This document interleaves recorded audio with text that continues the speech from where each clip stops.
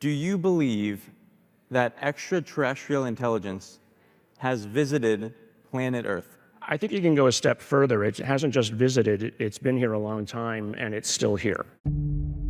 My name is Alex Klokas. I'm an entrepreneur and investor at SALT. And about 2 years ago, I brought Dr. Gary Nolan, who's a tenured Stanford professor, to SALT. And I asked him, If you had to assign a probability to that statement, what probability would you assign?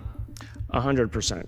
and that idea that a prestigious, world-recognized scientist would make a statement that he is 100% confident blew my mind. That statement seems so incredible that it's tough to believe. Maybe a lot of people here hear that and they don't believe it. A year later, I brought Colonel Carl Nell to SALT. Carl's had a decorated career leading our military at the highest levels, and he certainly did not mince words. Non-human intelligence exists. Non-human intelligence has been interacting with humanity. This interaction is not new, and it's been ongoing. How confident are you that that is true? There's zero doubt. If their statements are true, it completely defies our current understanding of reality. The problem, however, is that both Dr. Nolan and Colonel Nell, they're kind of secondhand sources. And so we continued to push further. And ultimately, we found those primary sources.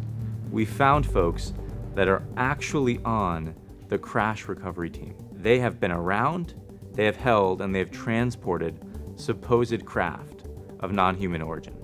Their claims are so bold and extraordinary that they truly are tough to believe. So we set up an initiative to go one step further. Extraordinary claims require extraordinary evidence. At SKYWATCHER, we've set out to prove it.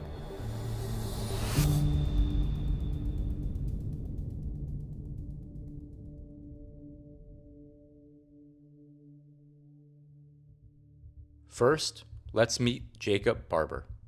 Jacob Barber is a dedicated patriot who has served his country for 30 years, working both overtly and covertly for multiple agencies within the Department of Defense, the Department of the Interior, and the private sector. Jake was recruited into Air Force Special Warfare in the 1990s, and then transitioned to the broader intelligence community as a contractor in the early 2000s.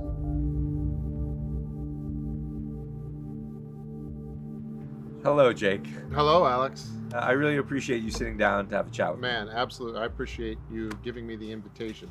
So, Jake, do you believe that a higher form of non-human intelligence has been visiting this planet? Well, yes, I do. And when you make that claim, Jake, how confident are you that claim is true? I'm 100% confident that that claim is true. Oh my goodness. Oh boy. Yeah, right? Yeah. Well, let's dive into that a little bit. So Okay. you were involved in some form of crash recovery projects that Yeah. involved frontier experimental tech from the US government.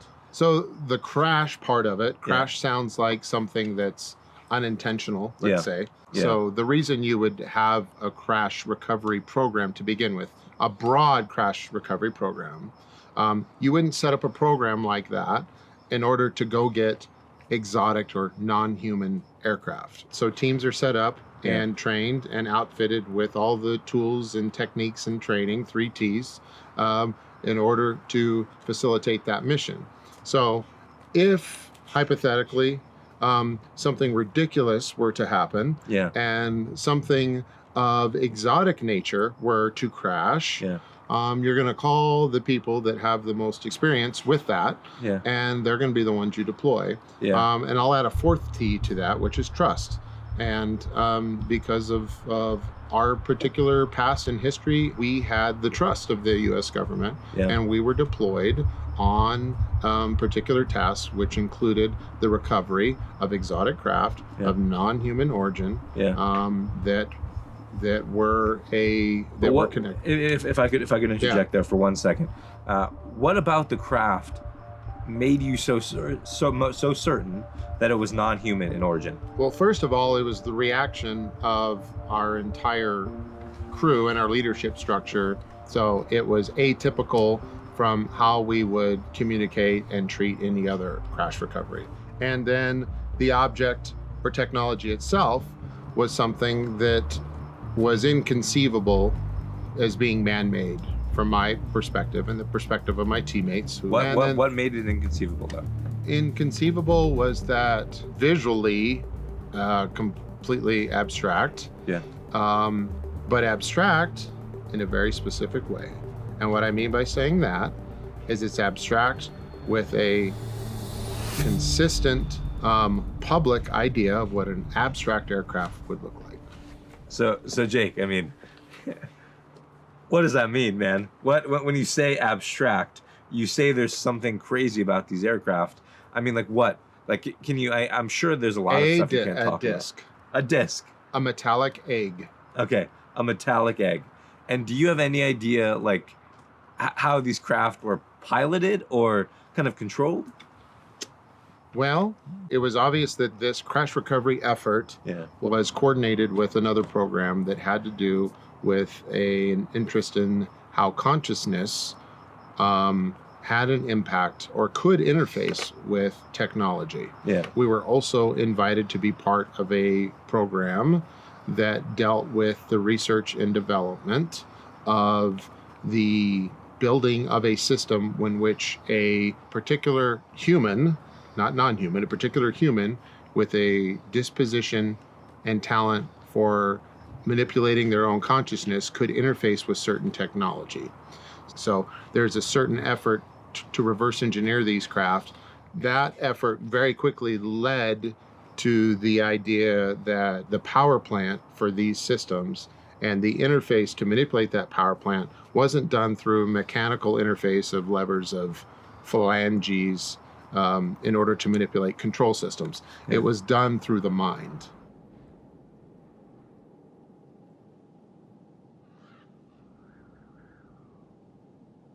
Not only do we have people from the actual crash recovery team, we have another team. They're called the psionics team. There seems to be a subset of people that have the unique ability to actually summon these craft, to be able to focus their thoughts and make objects appear in the sky. Jordan, I really appreciate you joining us here today. Alex, it's an honor to be here, man. Thank you for having me. So maybe let's start by sharing a little bit about your background. Yeah. So most recently, I worked in the space technology space, a little bit of data science, ultimately taking different imagery types and trying to solve solutions for the utility industry. I'm curious, by chance, do you believe that a higher form of non-human intelligence has visited this planet? I am certain of that. You're certain. How certain are you? 100%. I mean, Jordan, that's a pretty bold statement. Where does that certainty come from? Certainty comes from my firsthand experience in what I term a psionic exploitation program between the years of 2005 and 2010, where I interfaced and worked with non-human intelligence and things like UAP directly. I mean, Jordan, that is an incredible claim. For the viewer at home, what were you doing in this program on a daily basis? Yeah, so this would look at like things that many people would consider woo-woo-y, right? Like astral projection or meditation. But ultimately, what we were really investigating was how far could we stretch the bounds of human consciousness. Beyond that, how could we get human consciousness to interface directly with things like recovered materials and recovered crafts? What I can tell you from the craft and some of the different projects that we worked on directly is ultimately that they interfaced with us. What I mean by that is my consciousness could project into these craft and recovered materials and then access a suite of commands, essentially capabilities to do various things, including piloting. But ultimately, the story is not about piloting some UAP with your mind. This story is much more about what is consciousness? Yeah. Why can we interface with these things? Do you have material that supports these claims? I have tons of material, linearly autobiographical records that will support my claims. And Jake, for the listener at home, based on your firsthand experience, there are craft of non-human origin that you have recovered that seem to be piloted or interfacing directly with human consciousness. Is that correct? Yeah, let me tell you a very short story. Okay. Okay. Okay. An aircraft crashed. Yeah. My team was deployed. Yeah. We secured the perimeter. Yeah. We secured that target. Yeah. We transported that target. We escorted that target and provided security for that target. That target was transported to a facility of a very well-known government-private partner. The decision was made to bring in a team that represented a different private partner who was working on consciousness and the mechanism by which humans could interface with technology. The two were merged, and we were involved with that process. You were involved in that process? Yes. So, Jake, based on your firsthand experience, it sounds Oh my like God, there's that word, firsthand. Okay. Okay. Yeah. But it is firsthand. It is firsthand. It is firsthand. Yeah. Based on your firsthand experience, it sounds like we're living in a science fiction novel. And there seem to be craft of non-human origin that are flying around our skies. And certain human consciousnesses seem to be able to interface with these craft. And there are organizations or institutions, if you will, all around the world that know this fact. Yeah. Isn't it depressing that should be shocking? It is Like, very depressing, yeah. That shouldn't be shocking. Thank God, like, you know what? I mean, forgive me, but I'm over that. Yeah. So, like, let's get past that, Yeah. because that is the case, and it is exciting, but we have a duty here. We have a moment in time, thanks to friends like David Grush, who has stuck his neck out and paved a trail with our government, who, for better or worse, has control over a lot of things. This is an opportunity for everyone to make a situation appear where we realize that our consciousness has an impact on our everyday life. I can tell you that this is not unique to the United States, and it's not unique to the most well-known private partners of the Department of Defense and the intelligence community. There is a global effort and interest in this, and a global capability in doing this. Crash recovery is something, and reverse engineering is something that is being done by a number of agencies or organizations worldwide. And I know that because my team has been sought after and offered jobs to go perform our services for employers outside the United States. Yeah. There seem to be a lot of people that are making incredible claims. And so we took all of these individuals that were making these claims, and we said, prove it. You claim that we can summon things in the sky? Prove it to us. We've got the sensors, we've got the team, we've now assembled everyone, and we've asked these folks to show us and actually verify what they're saying. And so here we are. We are here in the California desert, and we've assembled a group of about 15 people. We have a variety of different units within the group, including a sensor and data team, an operations team, a psionics team, and a scientific team led by Dr. Gary Nolan. And we are here to see what happens. We are going to spend 3 days together, leveraging the psionics team, seeing if we can actually make something appear in the sky, seeing if we can track it, seeing if we can actually gather data and verify these supposed claims. Okay, so when the Psi team gets eyes on a UAP, they'll let me know in relation to where it's at over the city, and then I'll essentially go to that place, see if I can get my soda straw camera, so very focused in camera, to see if we can pull out any key ID features, any kind of details of the craft that make it unique. Everybody's heard of flying saucers and alien technology and everything else. This project is aimed to prove what has not been proved in years past. It's to gather substantial evidence to show the American populace that there are substantial alien life and craft and everything else flying around. My name's Dan Flexenar. I'm Air Force. I've been in special tactics for 20 years now. I've been in charge of rescue and recovery and medical operations for specialized teams throughout my career, and now currently moving into more of a civilian world for this. Yeah, so I'm 20-year Air Force Special Warfare. I joined in 2000 as a combat controller. Very air-centric, very aware of what's going on up above. Basically a translator for the two between ground forces and guys that are up there. I've seen a lot of things that I just cannot explain. Here we are, and I'm not really sure what to expect, to be honest. I think when you talk to the teams, they have unwavering conviction that something is going to happen, that we're actually going to see things in the sky. Not only do they think that we're going to see things in the sky, but we're going to be able to track it. We're going to be able to actually gather a variety of different data related to this thing.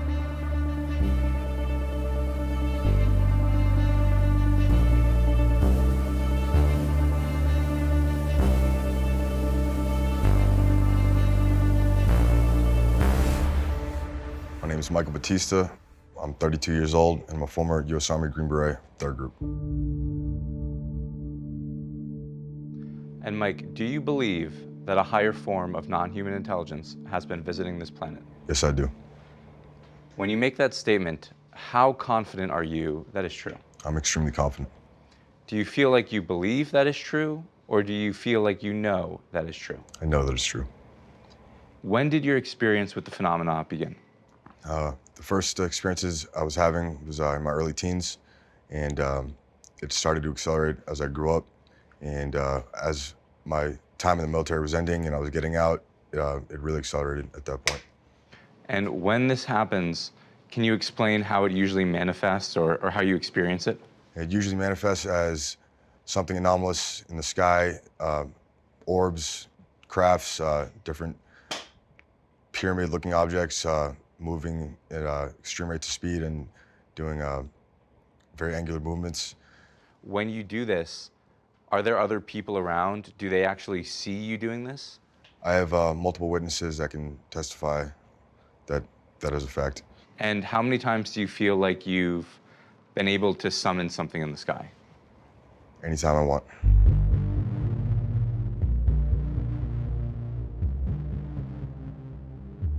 I think that the kind of belief of the team is very important. I think that we've assembled all of the folks that have done this before, and what we're doing does not seem to be new. In fact, it seems as though there's various groups that have been doing this to some degree for quite a while. Look, there's two. Look at this, look at this, look right here. Look at this one going down and this one going up. Oh, motherfucker. So the items that we saw last night could maybe be explained as satellites in some instances or space trash, but really when we started seeing erratic movement, we started seeing some vertical tracks, and then tracks going from like left to right in the sky, west to east, and then go again vertical. And then we saw the tracks change course, direction, and speed. So I think that's a piloted aircraft of some sort. I think it's either an intelligent being or it's being told what to do. Didn't flash. It got brighter when it maybe had a reflective surface. I don't know exactly what it was. There's a few explanations of why that could be, but I see those in a varying range of places, from Emporia, Virginia to Fayetteville to here. I've seen them everywhere. Only explanation I have is that it could be reflective light or particles that are in our inner atmosphere. But besides that, when they start moving and tracking in different directions, I think we're seeing some sort of craft of some sort. During our time together, all 15 of us saw some form of unusual lights in the sky. These lights would randomly appear, stay for some short period, and then disappear. Oftentimes, multiple lights would seem to appear at once. They would frequently move in patterns or angles that, at least to me, seemed unusual for a plane, satellite, meteor, or space debris. But I am no expert. On the last day, however, one thing did happen. We had a couple of our folks that felt like it was a good time to try to communicate with potentially a craft or an entity that was out there through the methods that they use. You know, I just took a spot up on the roof to be able to observe what's out and around us, and then also have another set of eyes that are up above us. So got on the roof to say, you know, I'll be up here, had my phone, you know, let's be ready to record if something went down, and it did. The psionic team claimed to be connecting with an object, and our sensor data caught this.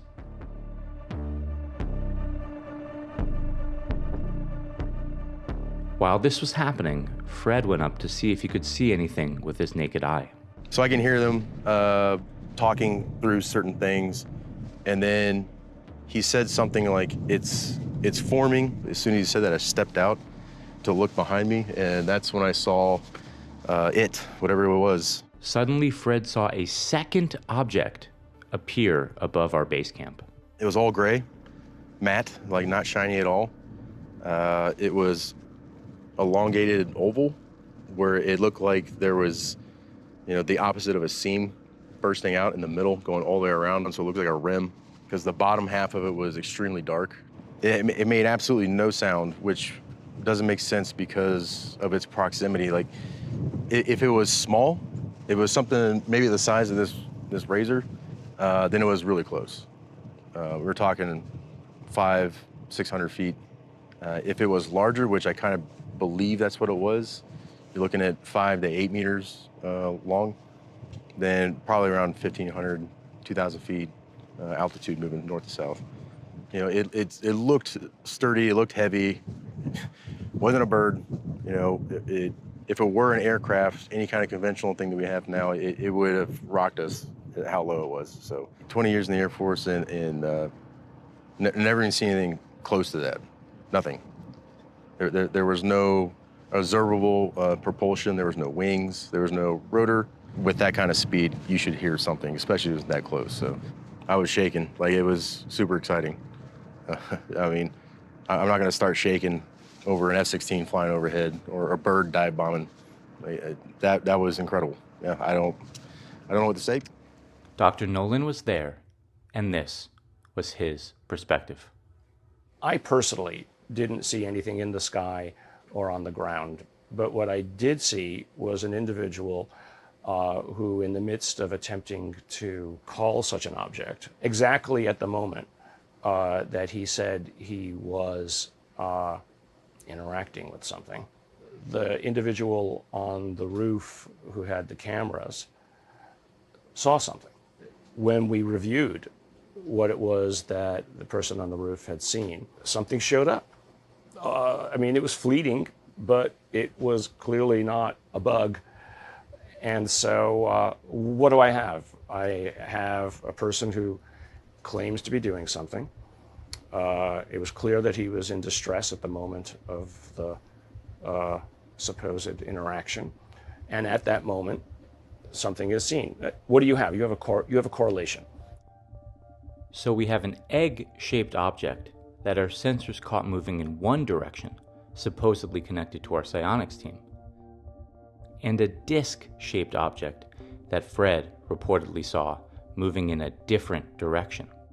We worked with an animator to specifically visualize the disc that Fred saw. This is a recreation from his vantage point. For reference, this is what he believes the disc looked like, and this is the speed we calculated the disc was moving over the building. Our experience raises a lot of questions that we don't yet have the answer to. I was there not to provide any conclusions. I was there to make sure that everything that was being done in a scientifically accurate way, as dispassionately as possible, and to be part of the advisor team to make sure that this was done in a way that at some point, if it ever wanted to be put together into a scientific paper, we had collected the kind of metadata required to say, well, we might not have a conclusion, but here is at least a story that tells us that the data which we're providing to perhaps some future event might be looked back to and said, oh, well, what happened there worked, that didn't work, so let's try this again so that we can perhaps make it repeatable. Don Paul, who was also present at the event, had this to say. Well, I think it's pretty standard fare. There's certain things that the rational mind could attribute to it. Could be this or it could be that. But there are also things which move in ways which do not fit the normal laws of physics or aerodynamics. This is something that's pretty well known at this point. It goes way back in history. I have a combined 25 years law enforcement and military background prior to becoming involved in the similar endeavors in the private sector. It's very hard for people who have seen and experienced things to discuss it, because even our own loved ones, you don't want people to think you're crazy and there's something wrong with you. Which it's one thing if you see it on a Netflix special, or if you have read about it or seen clips on TV. If you see it for real, it kind of changes your mindset about stuff. And I have, because of my military background, worked around a lot of aircraft, helicopters, fast movers. There are certain vehicles that move in ways which are not consistent with the regular physics of what we consider aircraft in the conventional sense. There's a difference between believing and knowing. And you want to work with people who know things, so there is no question about the validity. Now it's a matter down to the nuts and bolts of how do we produce the evidence we need to make it approachable for everyone. The flow of information now seems to be inevitable. Yeah. You cannot keep the truth from people. And it seems like reality is just far more complex than people realize. Yeah, it is. In this process, I've moved from a very pragmatic person, having very pragmatic responsibilities, to be burdened with things that are more abstract and cerebral. Yeah. But still having to keep my foot in the pragmatic world, and that's a tough thing, because it's so it's the truth can be distracting in that way. We are in a world right now where we're battling over resources. Yeah. And if we can use that technology, or if we can understand a way to interface with technology to create energy systems that can supply for our basic needs, then we're all better off. Yeah. And I agree. Yeah. I agree. And it feels like we're on the precipice of entering a new reality.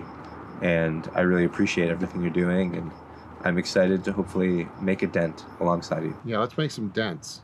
Let's do it, man. Let's All fucking right. do it. To dents. To dents. During our time together, there were multiple events that caused me to seriously question certain assumptions I have about reality. The day we were wrapping up our event, something incredible happened. There was a mass UAP sighting directly in the area where we ran our operation. There were dozens of claims on neighborhood apps of residents seeing anomalous things in the sky. The story picked up steam, and in a few days there were thousands of tweets about the incident. The FAA even imposed a temporary flight restriction over the area where we ran our operation. Is this causation? Did we cause this event? Is this correlation, or was it purely coincidental? We don't profess to have all the answers, but we do believe it's imperative that we find out. So we've set up SKYWATCHER, and this is only the beginning. SKYWATCHER is not a media company. It is a robust, well-financed initiative focused on validating or invalidating these supposed claims. We invite you to join us in this initiative, and we intend to share all our findings. Because perhaps, in order for us to actually level up, we need to acknowledge that reality is much more than it seems.